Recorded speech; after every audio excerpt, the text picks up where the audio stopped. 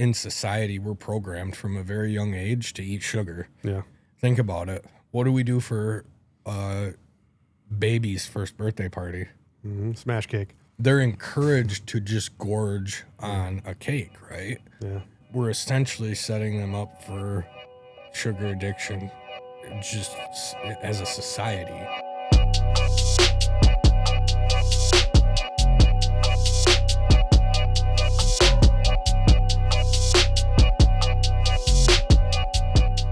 Welcome back to the Level Up Life, Muscle and Mindset Mastery. I have a question for you. When someone asks you for help, do you build them up or do you break them down? Write it in the comments. Today we got Logan Richetti, friend, client, local business owner. Logan, tell us a little bit about yourself. Well, I've been your pal for a while now, a couple of years. Yeah. But prior to that, I was a business owner, small business owner in Midland, Michigan. I have a real estate brokerage called Modern Realty, and I think now we're kind of connected that way. Also, a private lending company called Finley Capital. But for the last year and a half or so, I've been your personal training client and friend. And we have a podcast called the Talk Midland Podcast. That's where we met because you were my second or third guest, and we became pals after that, and we've been pals ever since. Well, that show is kind of what started this. That's how I got to this point, was being on your show. So yeah, that's pretty neat. That's happened a couple of times now. It's a good way to come in and you experience a podcast discussion and you realize, hey, kind of feels like an interesting way to get your business, to be a little bit more well known and people to get to know you better. Yeah. And so good for you doing this. This has been great. It's fun to watch. And even that, on top, to build on what you said, the business side of things, it's also so I'm very open about my past, and it gives me a platform, gives Waz the platform. We get to share. A lot of our guests that come on have history of substance abuse. We've had them on that have had cancer and battled cancer multiple times, and being able to share strength from those experiences. Not only does it show like people can overcome substance abuse and make changes in their lives, but it also shows like for the person that's struggling with cancer, for the person that's just got out of prison, for the person, who's going through anything, you can rise above it. So I look back to my first podcasting experience with Talk Midland and how much growth as a person I've had since then, because even this right here gives me an opportunity to grow in ways that I never anticipated. Another way that you help is with injury recovery, and that's kind of how I fit in here. I don't have a lot of addiction or cancer or anything like that, but you two have helped me with physical recovery from injuries. Yes. And I think having a personal trainer can make a big difference on that road to recovery, which I assume is in some ways similar to other roads of recovery. Certainly a little bit more literal, if you will. But when you get a nagging injury and you're trying to put your body into good shape and get back to physical strength, it really helps to have a personal trainer helping you along the way. And I assume it's probably the same way in other forms of recovery as well. Yeah.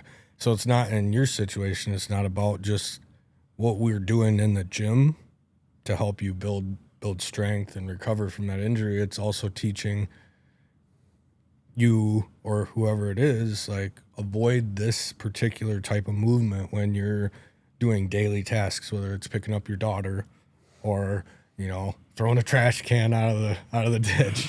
These are things that it matters how you move outside of the gym, because if you're not aware of those things, there's no way for you to prevent it in those situations. Well, growing up, I always thought, there were the big lifts that you had to do, the deadlifts and the squats and clean and jerks. And looking back on my, athletic life, most of those big lifts have been what have caused my biggest injuries. And so I've gotten a little bit more older and wiser over the years and realized that, hey, we can tailor a workout plan around an injury so that you don't do things to exacerbate it and make it worse. And that's okay. You can still build muscle and build strength without doing certain lifts that maybe target a part of your body that you're trying to protect. Right. Core strength. Yep. Building core strength. Things to do outside of the gym, too, that'll help build on that. Yeah, and as you get older, some of the reasons that you're doing those things change. Obviously, when you're younger, you're doing sports or athletic, activities. Performance. Performance, yeah. As you get a little bit older, it's more about, being able to pick up your kids and play on the carpet and not just be in pain all the time. Yeah, and maintain that muscle tissue for longevity, right? Because our muscle naturally decreases as we age, and lifting weights is the exact opposite. We preserve that muscle mass. So then when I look at it from a longevity standpoint, when I'm 70 years old, I don't want to be not able to get off the floor on my own without using my hands. Like, I got a pretty high standard. I want to be able to, at 80 years old, get up from the floor without using my hands. I want to be able to open those jars, not be restricted from lack of strength. Yeah, and it's hard to think 30 or 40 years ahead into your life and plan that far ahead. But if you can make, personal training or just working out and lifting heavy weights and things like that part of your life as a lifestyle habit, I think that's going to pay huge dividends down the road. Hopefully it is anyway. Yeah, lifestyle, I think, is a huge one. Seeing the stats through OSHA of injuries and everything else, and so much is back injuries. Yeah. The percentage of what's done at work and what's done at home, right? Because when it becomes second nature at home to lift and bend and do everything the same way is when you do in the gym. It's huge. And it's just that repetition. Yeah, a lot of my buddies are going down lately with back injuries, and these guys that are in their early 40s. I don't know if it's just because we're getting older, because we've just been worn down over the years, but your discs start to herniate or bulge, and some of that tissue starts to wear down over the years. A big one, I think, is as guys, we spend so many, from being little, jumping out of trees and just all the constant dumb stuff we will do as guys. And then that competitive nature of, oh, yeah, I can do that. And trying to outdo and keep up with the Joneses, per se. I feel like you're calling me out right now. Calling you out? I'm thinking I'm calling out pretty much guys as a whole.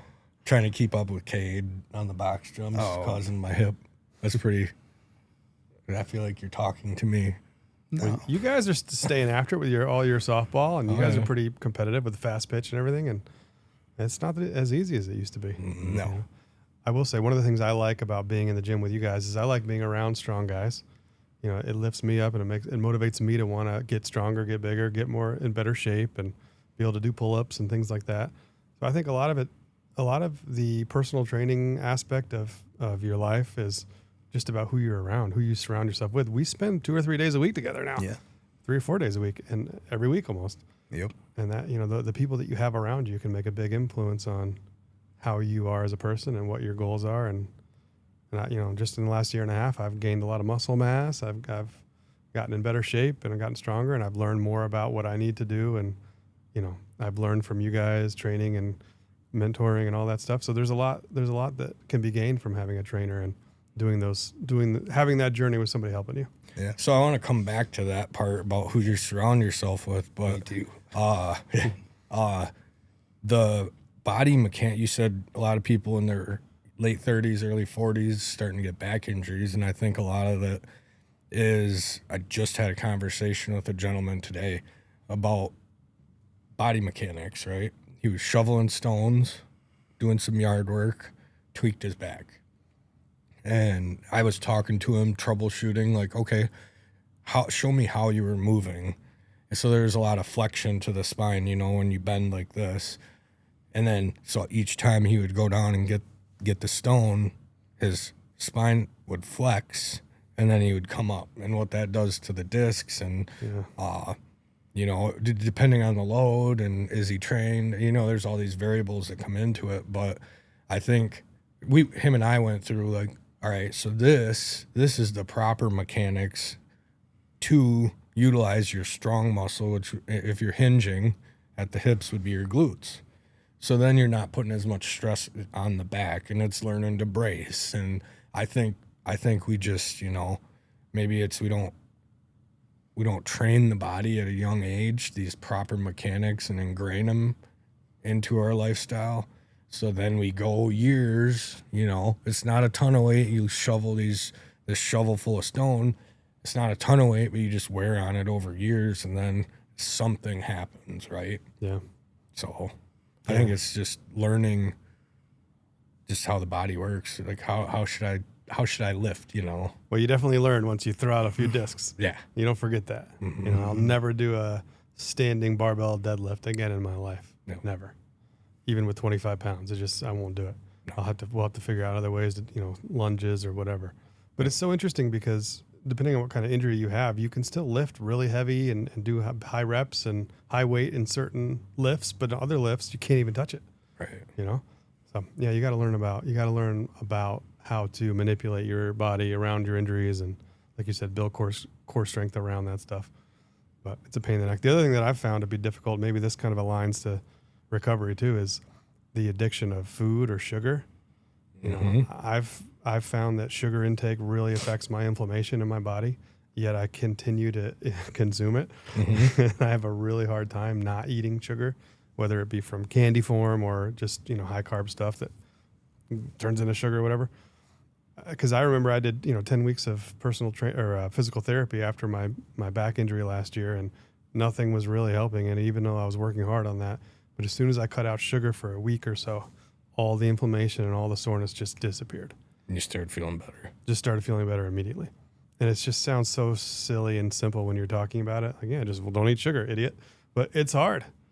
It's hard when you have the desire and it's around you all the time and your kids are eating ice cream all the time. And so I guess one of my questions would be, how do you strengthen your mind to be a little bit more disciplined around avoiding the things that you know aren't good for you? How do you do that?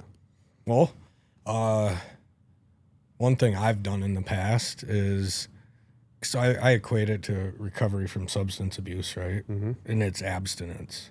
So to get kind of to that abstinent phase where I wasn't eating, and I want to specify between, like, sugar isn't inherently bad. The way that we as a society process it to the levels of purity that we do, like, you think Oreos, Jolly Ranchers, like, this is pure sugar, right?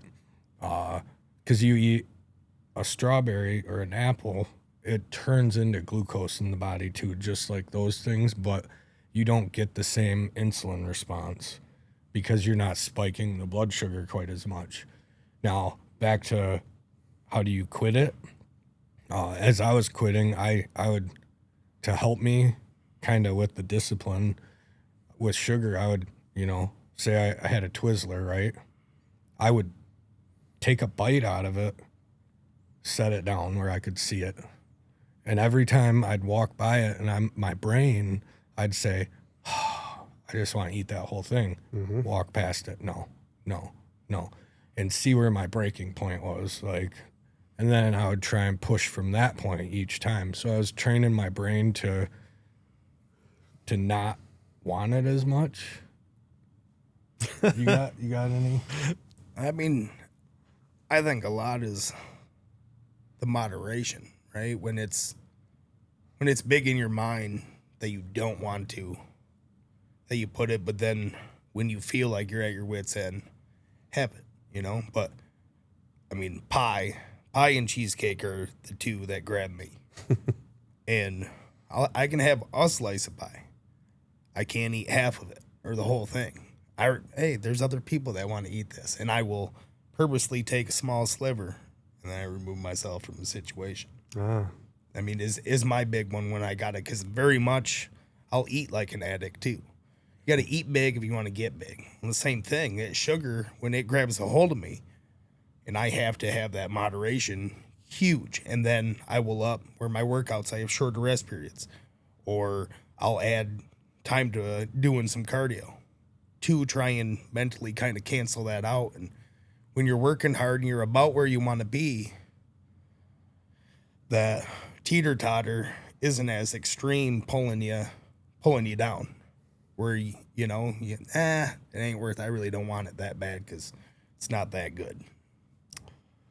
I remember I had a buddy in college, a roommate, and he would eat one of the two Reese's peanut butter cups, and he would just leave the other one in the bag. I'm just like, ain't no way that would ever happen in my house. There's no way I could just leave that there and not eat it.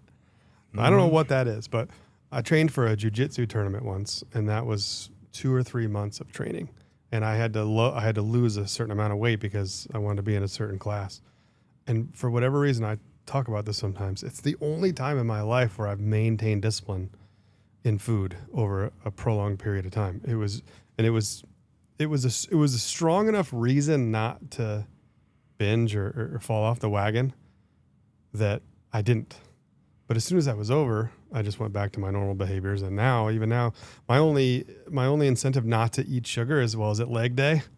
If it's leg day, I certainly can't eat sugar today because it's going to hurt too much.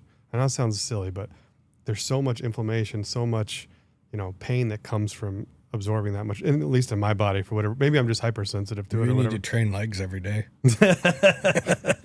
I like it. I bet Waz would like that. I bet he would. Yeah, Oaks, as you Oak call day. it. Yeah, Oak Every day. day is oak Every day. day ends in a Y is an Oak day. But Yeah.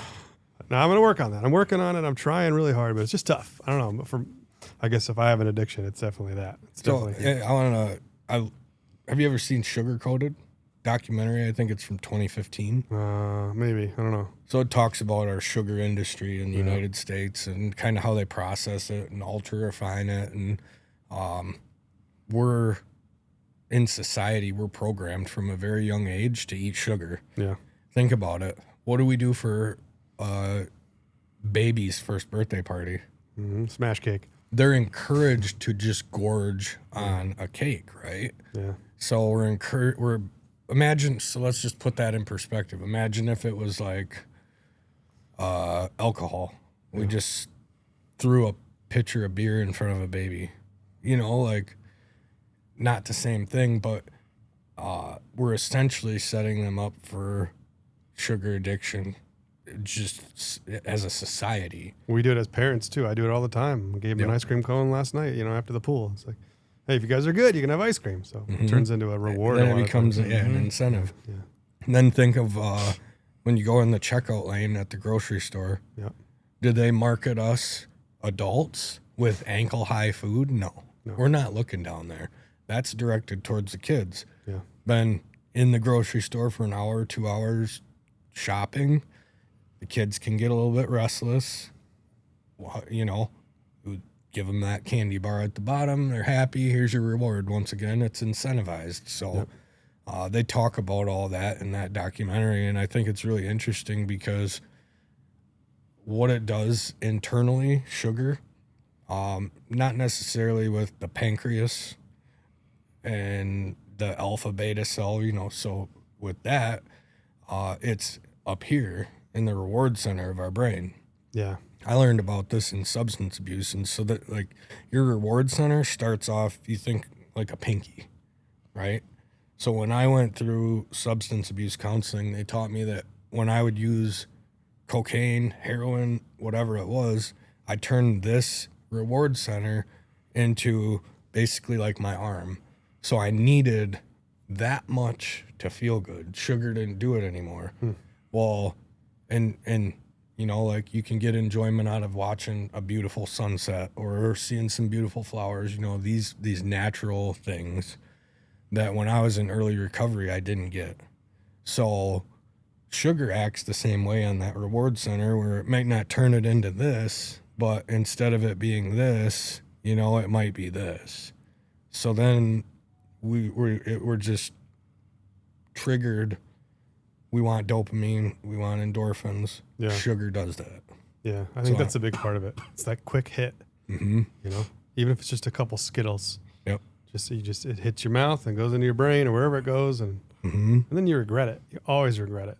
I always regret it. I never eat a fast break and say, wow, I feel good now. I'm so glad I ate that. Yeah. And sometimes I'm opening that wrapper and I just know this is bad. And I just do it anyway. And I don't know what that is. I don't know if it's just stress or if it's just some kind of emotional weakness or what it is. But sometimes, stress eating is a big deal. And if it's sugar related, I'm sure with all of what you have going on in your businesses, you get, pretty stressful, right? I get, I'm always stressed out about something, but that's might just be part of my nature, but also being busy and then things like that. And then a lot of it's just convenience. You have to really schedule your food if you're trying to eat well. And for whatever reason, that becomes difficult and it has to become such a high priority. If it's not a super high priority, you won't do it, right? So for whatever reason, I prioritize some things over other things, and food and health are almost always go to the bottom. Part of the reason that I'm still training with you guys is because I know if I stopped, I just wouldn't do it myself. So there's an accountability aspect to having a personal trainer, whether it be in person or online or whatever. Just having that accountability keeps you doing the things that you could do yourself, but you probably wouldn't. Right. You know what I mean? And as busy as you are, I mean, there's a lot of times where, as strong as you are, no, I haven't ate today. Yeah. It's 3:30, dude. Yep. Like, how have you not ate? Yeah. And I'm busy. I mean, you are busy, but at the same point, you probably don't ever miss meetings. Right. Unless an emergency comes up with any client that you have.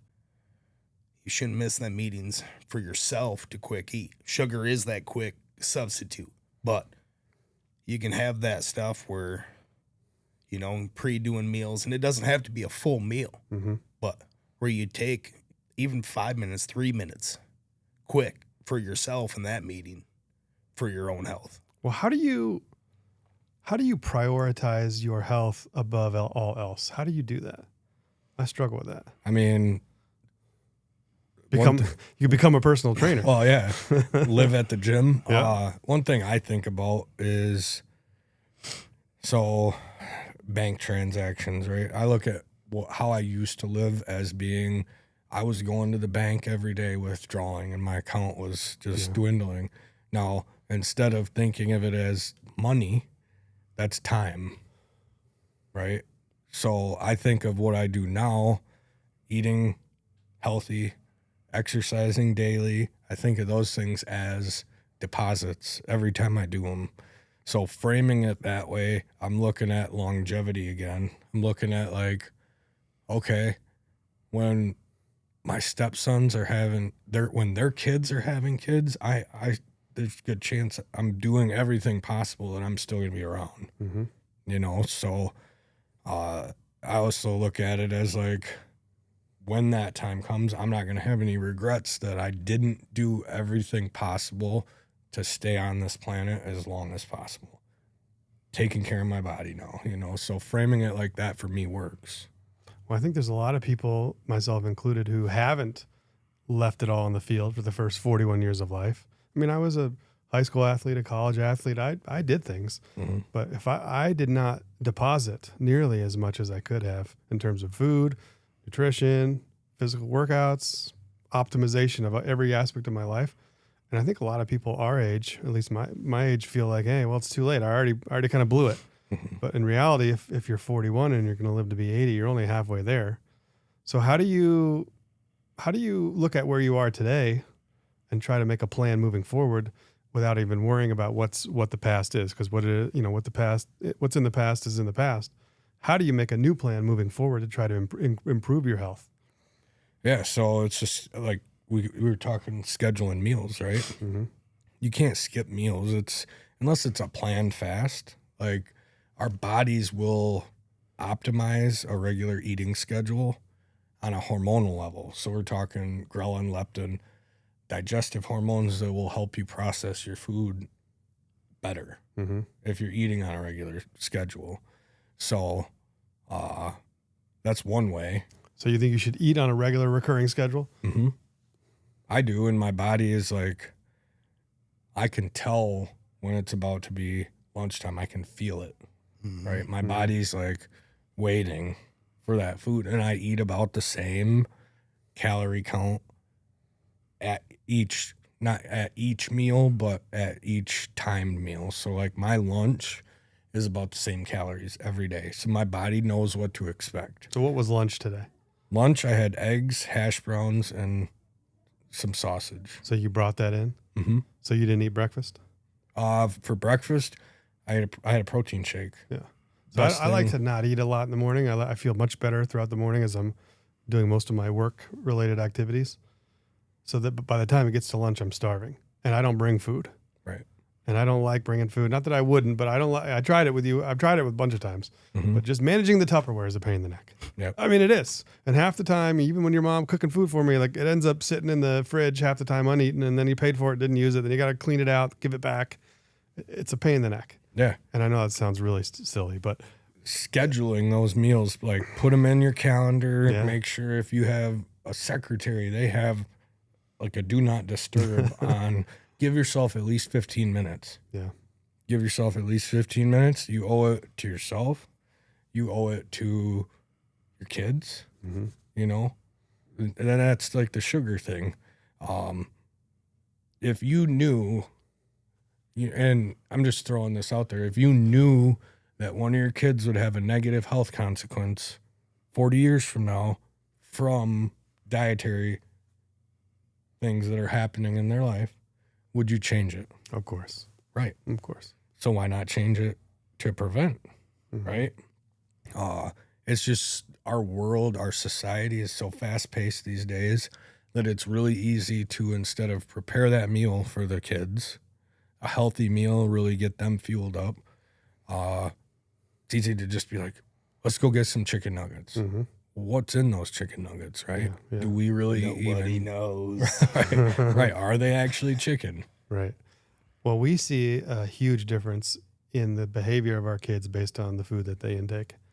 And so we try really hard to give them a protein-rich breakfast, eggs, bacon, sausage, as opposed to pancakes. If we're going to do pancakes, protein pancakes, you know, I don't know, even I think oatmeal sometimes spins them the wrong way. Oh, yeah, because it's carbohydrates. It turns into glucose just like any sort of processed sugar, just not on the same. Yep. Not saying carbs are bad, but there's time, you know, you get into nutrient timing with that stuff where I think we've discussed, like, first thing in the morning, what's the worst thing you can do? Breakfast gets its name because you're breaking a fast, right? It may only be an 8-hour fast. It may be, you know, you ate dinner at 5, you're getting up at 6. So you're now at an 11-hour fast, or excuse me. Yeah. You had it right. 11-hour fast. 13, yeah. So math's hard. Math's hard when you're recording. Yeah. So 13-hour fast, and first thing, what are we told by society to eat? Yes, some breakfast cereal is good for breakfast. That's what we give kids, right? Yeah. Lucky Charms, here's some marshmallows. It's almost pure sugar. Yeah, we don't do cereal. Yeah. But you know what? It's easier to do cereal than scramble eggs and cook bacon for 20 minutes. It's a convenience thing. Yep. Yeah. So then you have your oatmeal, which is same thing, carbohydrates. How about a bagel? Same thing. These are all the easy go-to, like, societal norms for food. Yeah. All of those, what they do in the body, you consume some sort of carbohydrate. It spikes your blood sugar. We cannot live with high or low blood sugar. So when it's high, the beta cell in the pancreas will actually kick out insulin. When it does that, this insulin goes and grabs all this sugar out of our bloodstream. So once it does that, it'll store it in our muscle tissue. It'll store it in the liver. But then what does it do with excess energy? What is stored energy is body fat, right? So stores it as body fat. And then we see, like, maybe a boost in energy and then a crash where we get tired. And that's partly from that. So I encourage everybody, protein. First thing when you get up, you can still have carbs, but just have them a little bit later. Now let's take a moment to thank our sponsors, Pine Haven Assisted Living. At Pine Haven Assisted Living, they believe in making every resident feel at home. Nestled in the peaceful countryside of Hemlock, Michigan, they offer compassionate care in a family-like environment where residents can enjoy independence with the support they need. Registered nurse-owned and operated, their team provides personalized care, home-cooked meals, and a range of activities to ensure your loved ones continue to live a fulfilling life. They also have alpacas and llamas on site to enrich the lives of their residents. Experience the warmth and comfort of Pine Haven. Call them today at 989-295-6632. That's 989-295-6632. Or you can visit them on their website at pinehavenassistedliving.com. That's That's pinehavenassistedliving.com for more information. Now, back to the Level Up Life.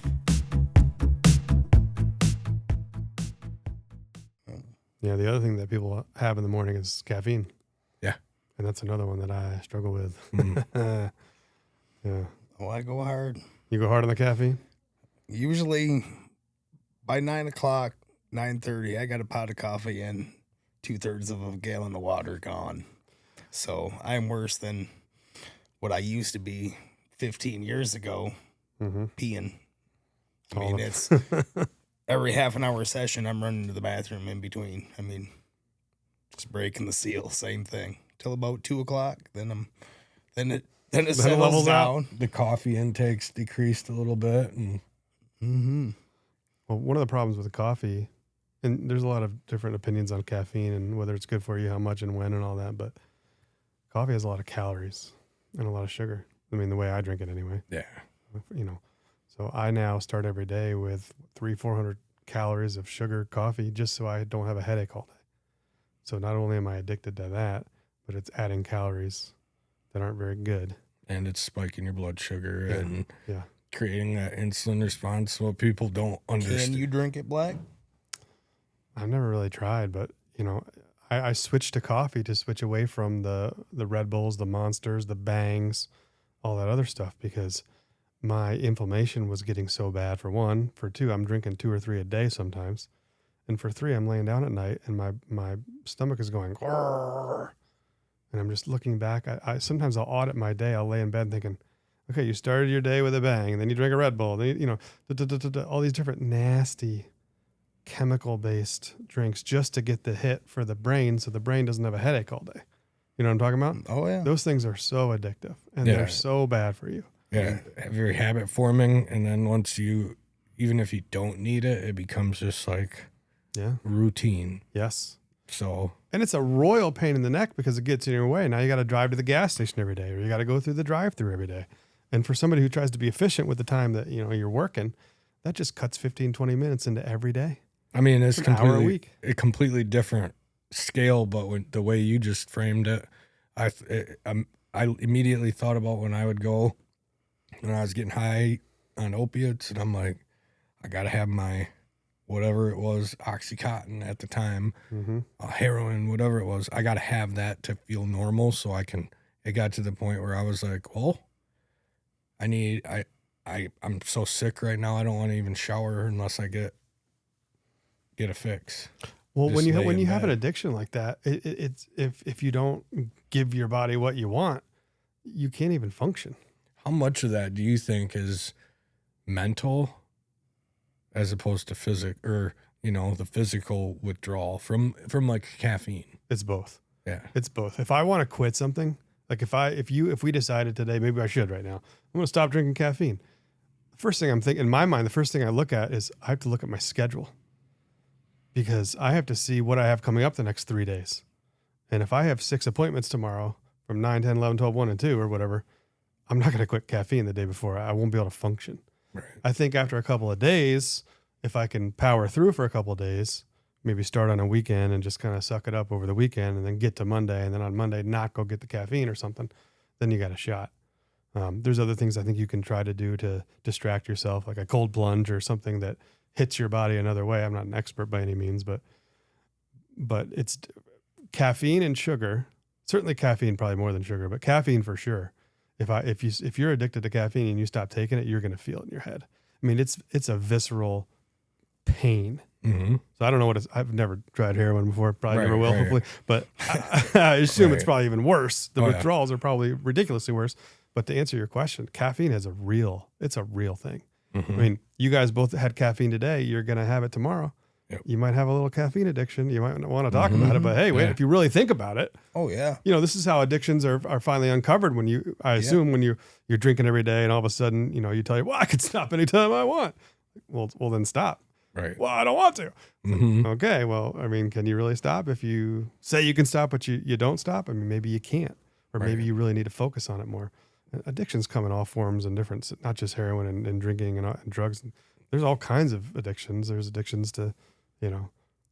sugar and everything else. But Oh, yeah. Absolutely. And then you can even go into those are chemical Yeah. in some way. Yes. There's non-chemical, like gambling. Yep. It's a pretty big one.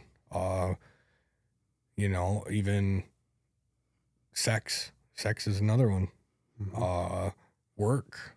Just people are addicted to work. There's and then it's a behavioral thing when there's not a chemical, right? So what is the cause of the behavior? Now, I don't know. I've worked with a ton of people who have food addictions. So then when they get in a fight with their significant other, they go and eat. Yeah. When they had a stressful day at work, they're going to eat a half-gallon of ice cream. Yeah. Why? What is that? So it's a coping mechanism, right? Yeah. Safety net, right? Because we do get the same sort of like going back to that reward center. When we eat, we get that same sort of dopamine hit on a lower level than what you'd get from like heroin or cocaine, right? So the only difference is in food as opposed to caffeine and the chemicals we were just talking about is we have to have food to survive. So how do you, imagine if it was like a heroin addict that needed heroin to survive, but also needed to stop using it in the way they were, right? It just makes it for a really complicated situation. And as coaches, I know I've worked with people with food addictions that use it for stress relief. I had one client that they had trauma from their childhood that this is decades later, they're still dealing with food. So then it impacts their health. And so addictions come in all shapes and form, chemical and non-chemical. I think the word that you kept saying was stress eating and coping, being, whether you're stressed out or you're feeling big emotions or whatever. A lot of people, I think, turn to food.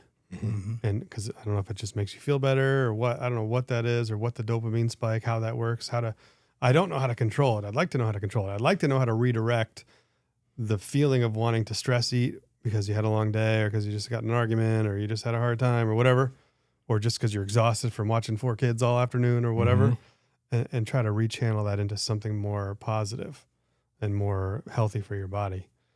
That's a high level of self-mastery that I haven't quite figured out. Well, so our brains are they're like computers in a way. You can rewire it to work in any way you want it to. It's convincing yourself you want it more than what you do, right? So, laying it out, right? So when I was early recovery, one thing that helped me reprogram this was gratitude lists, right? So I was like, my life is absolutely trash right now. Like I have this long record. I have history of using drugs. Like nobody trusts me. There were all these areas that I could really dive into that when I would wake up, I'm sober, my head's starting to clear, and I'm just like, I've ruined my life. So rather than focusing on that, I started focusing on, well, I may be in jail, but I got a toilet that flushes. I got water that comes out of the fountain. I get 3 square meals a day. There's people that don't get that. So by reframing my thinking, in the early days, I was able to shift my focus. And in the same context to like wanting to quit something, do you really want to quit sugar? Do you really want to? Yeah. Because I definitely really want to. yeah, that's when you really ask yourself that. Think about it in comparison to something you do in your business world. Do you really want to expand your lending business? Yes. You work actively at that every day. Every day. What do you do actively to quit sugar. Nothing. So do you really want it? It's a fair question. I don't know. I mean, I think I want it. You think you want it, so how can you reprogram your brain? Yeah. See, I had a Because guy. you want it, but you haven't bridged that gap between wanting it and actually starting that process of rewiring your brain. I had a friend that said to me, he said, "You don't really want it. If you really wanted it, you would have it. If you really wanted to quit sugar, caffeine, you would have." And so that's a very strong statement. It really kind of boxes you into a corner a little bit because you can make an excuse, but it's true. If Right. you wanted a six-pack, you'd have it. So then I asked myself, why I want these things, but why don't I want them enough? Or better yet, how do I reframe my mind to prioritize those things higher? Because in order to get a six-pack or to cut out sugar or caffeine or whatever, something else is going to have to come second that is now coming above that, right? So that's where your values come in, your morals, what's important to you. Well, providing for your family is important. You got to make money. You got to build your business, blah, blah, blah. Or you enjoy doing that stuff or whatever it is that you do. So reframing your mind and trying to restructure your priorities is something that I think would be required in order to make a change like this. Would you agree? Oh yeah, 100%. And you can even look at the negative side of things, right? So I think I may be wrong on, and anybody out there correct me if I'm wrong on this. It's a little hazy up here with it, but Pavlov's classical conditioning it's an experiment the scientists did years ago with mice. So there's water bottles, right? One had actual cocaine in it, one didn't. What do you think the mice drank out of? The one with the cocaine, of course. Yeah. Why not? I mean, they loved it. That's the only one they drink out of. They wouldn't even drink the other one, even when they needed water after being conditioned to go over here. Yeah. So if I remember correctly, what he did to get them to stop and start drinking the other water was he hooked up like a small electrical signal. So when these mice would go over to drink their cocaine water, they'd get a zap. So that's the negative consequence. It's actually physical pain. So then once that happens, they're like, I don't want that water anymore. It zaps me. They start drinking this water. So I remember when I was sitting in prison and I was getting triggered to use, I wanted to get high. My sister told me about this. She was a psychology major, and she taught me about Pavlov's classical conditioning. And what I did was every time I was triggered, I would connect, and it was different. I'd use the same ones sometimes, same negative thoughts. I would connect those to that trigger. Boom. So there's some way you or our listeners can, if they have a change they want to make, if they have a behavior that they want to change, using a negative consequence mental when you act on the behavior. Like, let's say you have some sugar, right? What's something you could negatively punish yourself with, essentially? Not necessarily pain, physical pain, but I don't know. that you can connect it to, even if it's a thought, right? Something negative, right? The ones I used were like, imagine pulling up on a car accident scene and seeing something like that. I stopped thinking about that trigger pretty quickly from using that because nobody wants to see that, right? So Interesting. that's just one way we can reprogram our brain. Yeah. And then, I mean, there's lots of ways. I quit smoking when flicking the last one, and I turned it into a tune. And I was walking the dog for a half mile. I was just, I don't smoke. I don't smoke. And it turned it into a tune. And I mean, I wrote my own song with 3 words in it. I haven't had a cigarette, right? And it was just, I was done. I was over it. Like, why am I doing this? I'm healthy in so many aspects, but here I am smoking. And what is it? And similar kind of to like the caffeine, and so much of it's habit, right? Yeah. I wake up in the morning, I pee, make a pot of coffee. Boom, I start my day. I used to do breakfast, but waking up at 3:30 now and leaving, I eat breakfast at 11 when I get home and most people's lunch. But it was so much of a habit of, getting in the truck, fire one up. Why? And I was enough of it. Like, I know the way other people smell when they smoke and how off-putting it is. Why? I don't need to do this. I'm just hurting myself. And that's how it worked for me on the however many times I attempted to quit. And that was not even as a heavy smoker, but the years before when I drank and everything else, it was very, very excessive. I mean, Marlboro Man had nothing on me at one point. 'Cause, I mean, you could have found a picture of me at any point in the day if I was awake, and I was just like him in the ads, hanging off a mountain, ride a horse, whatever. There's one hanging out my mouth, and that was it, because I worked outdoors. Yeah. Or, in construction where I'd smoke in the house till final coat of paint was on. Then I had to take it outside. But other than that, it didn't matter. It was bad, and that's how I eventually just got it. And I still think it's dumb, and I laugh. I'm like, man, I sang a song for a half mile. That was it? And that was it. And I mean, I just rewired my brain on that end. I don't smoke.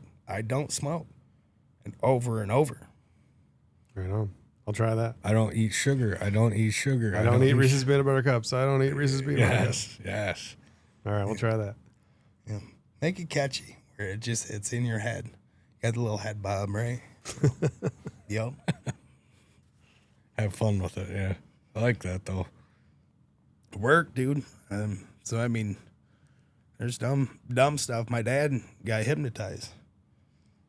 And it worked for him. So No stone left unturned. right. We mentioned earlier, building people up. Consider you a friend, a client, and I consider you a business mentor.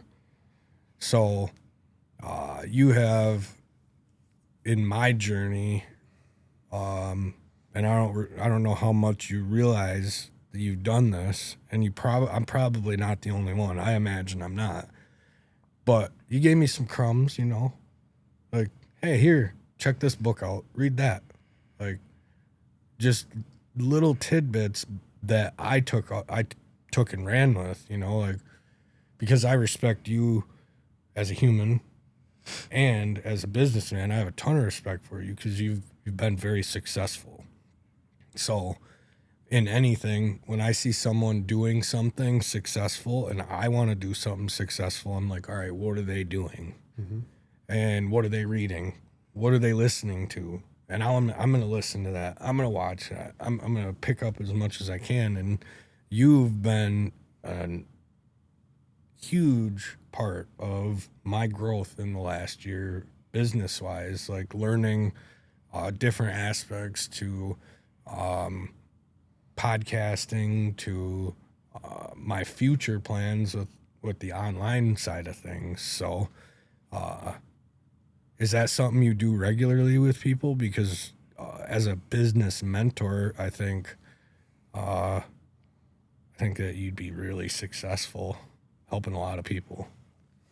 Well, I appreciate that. Mm-hmm. Thank you. And I'm very proud of everything you put together, and it's been fun to watch you build this business, and you've done it. You guys have done it. You've done a great job. I'm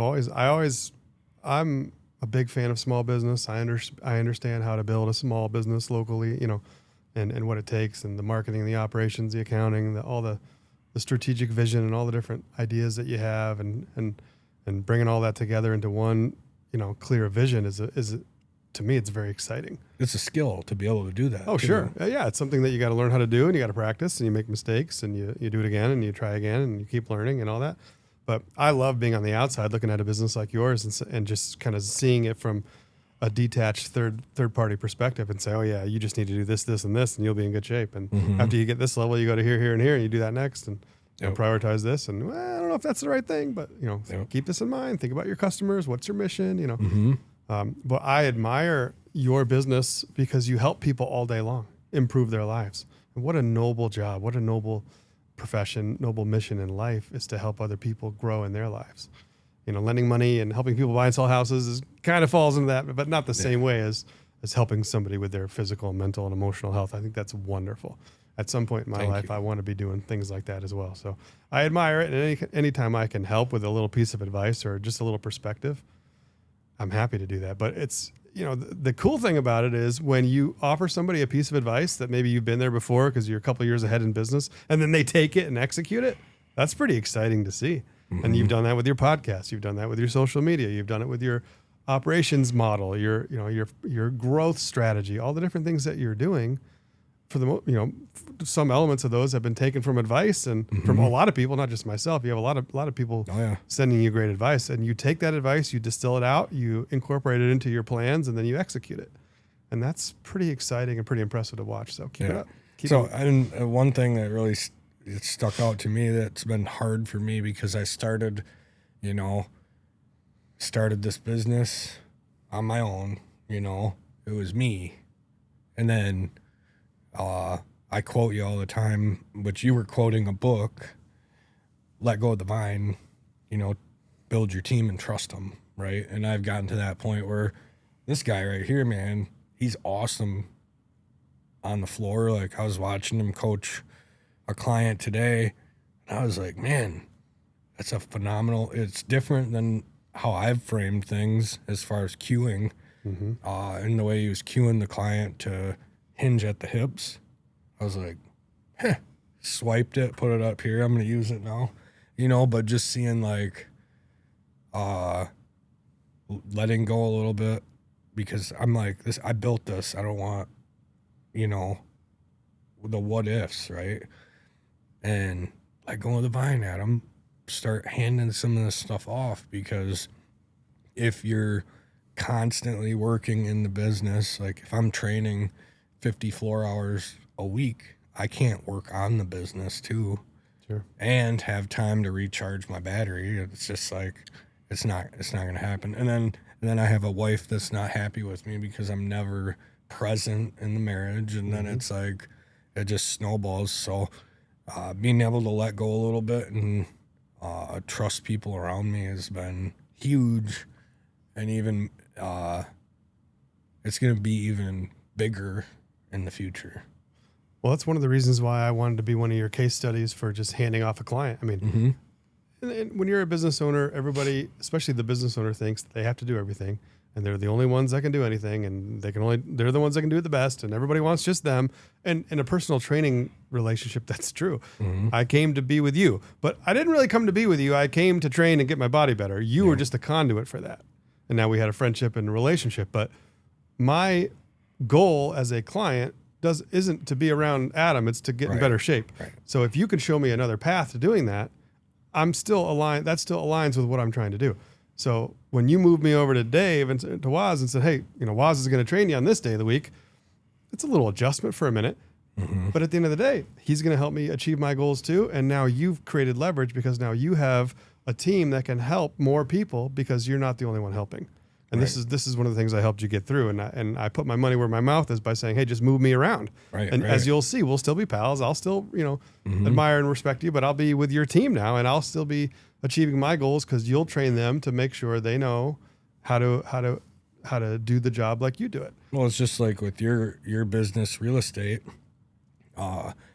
You want as the owner, you want the experience for the client to be similar no matter who their agent is, right? And it's the same thing. I want the client experience, whether they train with me, they train with Cade, they train with Lola, they train with Waz, they train with Jordan, whoever it is, I want the experience to be the same. Yeah.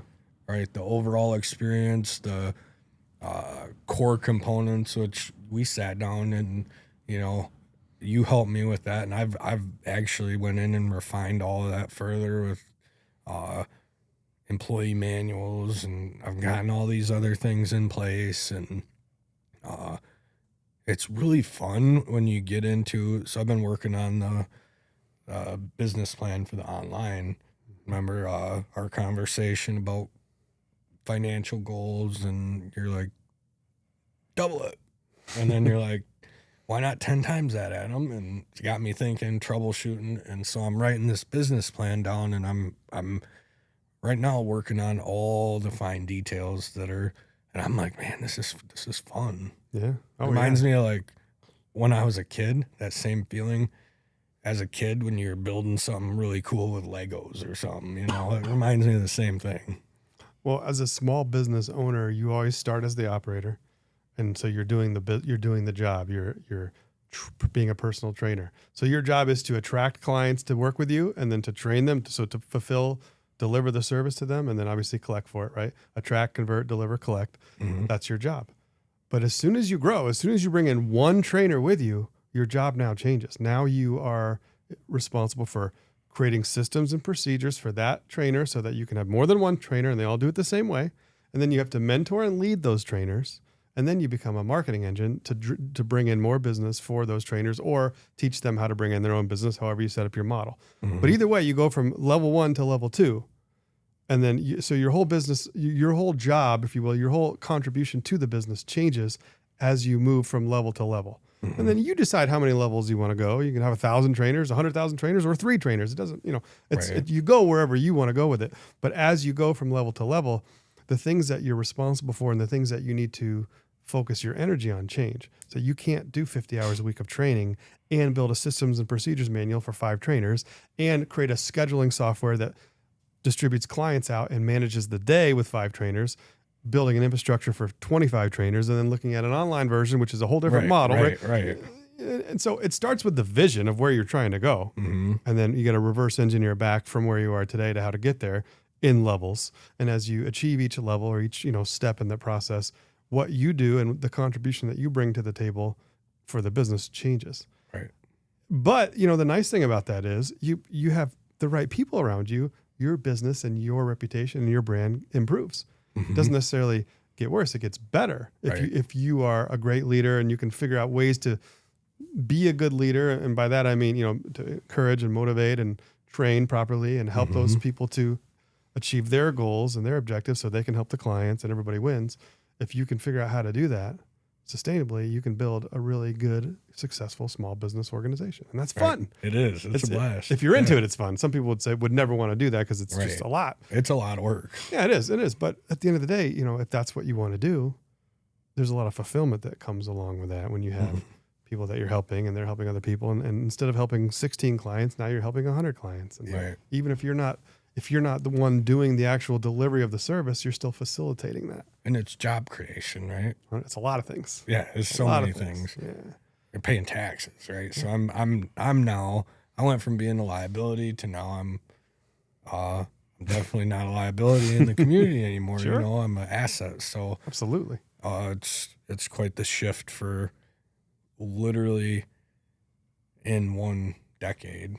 Yeah. Within 1 decade. So I took my first mentee very recently for business, which is like, that's cool. they're asking me, they're like, dude, you have a really successful business. And I'm like, you're asking me to be a business mentor? I'm like, well, I'll tell you one thing. It doesn't cost you anything to help the next person. mm-hmm. It doesn't cost you anything to give advice or to use your life experience to help somebody else. Exactly. There's so much good that can come from that, and it costs you nothing.